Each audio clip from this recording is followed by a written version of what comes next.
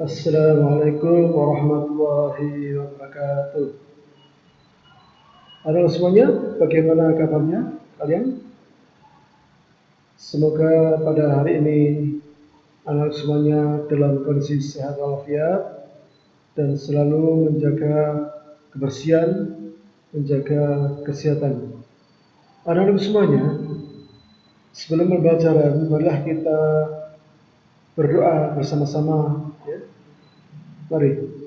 أعوذ بالله من الشيطان الرجيم بسم الله الرحمن الرحيم والعصر إن الإنسان لفي خسر إلا الذين آمنوا وعملوا الصالحات وتواصوا بالحق وتواصوا بالصبر.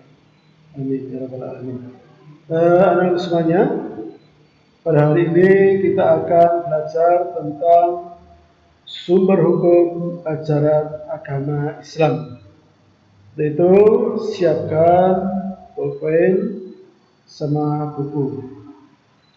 Anak semuanya, sumber hukum Islam itu memiliki 4 hukum. Ya.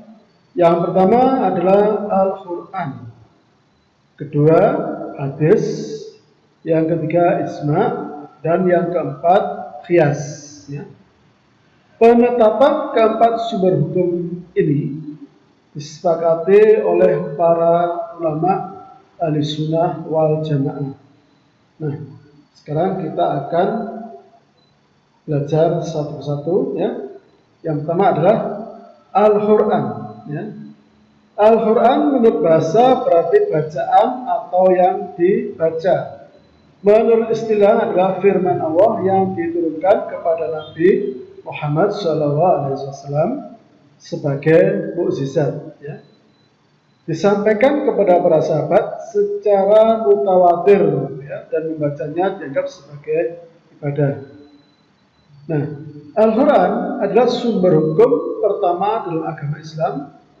Oleh karena itu, ya, segala hukum apapun yang bertentangan dengan Al-Quran tidak perlu ditaati. Hukum-hukum di dalam Al-Quran bersifat fleksibel, ya, sehingga tidak memberatkan umatnya jika tidak mampu melaksanakan. Ya. Misalnya saja hukum berpuasa di bulan Ramadan. Bagaimana hukumnya? Nah, pada dasarnya berpuasa pada bulan Ramadan itu, ya, hukumnya adalah wajib. Akan tetapi jika seorang tidak dapat melaksanakannya karena dia sakit atau mungkin sedang dalam perjalanan atau istilahnya musafir, maka dibolehkan baginya untuk tidak berpuasa. Tetapi, ya, harus menggantinya pada hari yang lain. Yang kedua, sekarang kita belajar tentang al-hadis, ya, atau as-sunnah. Apa artinya?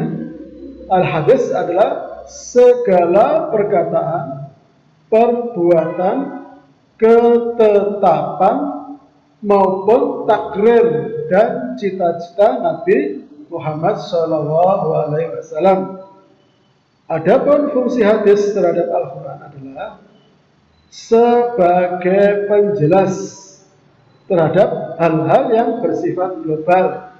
Misalnya saja perintah sholat, ya, seorang wajib sholat. Tetapi bagaimana cara sholat tidak disebutkan dalam Al-Quran, ya. Sehingga di dalam hadis dijelaskan bagaimana tata cara sholat. Yang B, sebagai pemberi batasan. Kadang di dalam Al-Quran tidak diterangkan pembatasan dalam sesuatu hal. Misalnya, hukum potong tangan, ya, bagi yang mencuri. Ya. Sunnah membatasi bahwa hukum potong tangan itu hanya di pergelangan tangan. Hak seperti ini tidak dijelaskan. Yang C, menambah ketetapan hukum yang tidak ada dalam Al-Quran. Misalnya, Nas dan sutra diharamkan bagi laki-laki dan halal bagi perempuan. Hukum seperti ini tidak ada di dalam Al-Quran. Nah, sekarang yang ketiga, ijma'.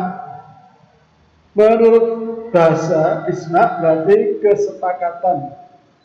Sedangkan menurut istilah ijma' adalah kesepakatan para ulama setelah wafatnya Nabi Muhammad SAW. Pada suatu masa tertentu, atas kasus tertentu lah, ada banyak masalah yang keputusan hukumnya didasarkan kepada ijma'. Misalnya, pengangkatan Abu Bakar Siddiq sebagai khalifah, ya. Pembukaan Al-Quran, pembukaan hadis, dan lain sebagainya. Semua itu dilakukan berdasarkan ijma', ya, karena tidak dijelaskan di dalam Al-Quran dan hadis. Yang keempat, sekarang hukum Islam yang keempat adalah qiyas. Apa itu qiyas? Ya? Qiyas adalah menurut bahasa artinya adalah ukuran atau analog. Sedangkan menurut istilah qiyas artinya menyamakan sesuatu yang belum ada dalilnya secara terperinci, ya, dengan sesuatu yang sudah ada dalilnya secara terperinci. Karena adanya persamaan ilat, ya. Rukun qiyas itu ada 4, ya. Yang pertama adalah al-aslu atau asal, adalah sesuatu yang ada nas hukumnya. Yang kedua, al-far'u atau cabang. Ini adalah sesuatu yang tidak ada nas hukumnya. Yang ketiga, hukum asli atau hukum asal, adalah hukum syariat dari al-aslu yang pada akhirnya akan menjadi hukum al-far'u juga. Yang keempat, illat adalah sesuatu yang menjadi faktor persamaan antara al-aslu dengan al-far'u. Nah, anak-anak semuanya, pembelajaran yang singkat ini mudah-mudahan bisa menambah ilmu yang bermanfaat untuk anak-anak semuanya, menambah wawasan, ya, tentang sumber hukum ajaran Islam. Mari anak kita tutup dengan bacaan doa. Bismillahirrahmanirrahim. Wal asri innal insana lafi khusrin illa alladzina amanu wa amilus salihati wa tawasaw bil haqqi wa tawasaw bis sabr. Terima kasih atas semuanya. Jangan lupa, ya, belajar, jaga kesehatan, jaga kebersihan, taat pada orang tua, dan selalu menjalankan ibadah sholat. Ya, kami akhiri. Wassalamualaikum warahmatullahi wabarakatuh.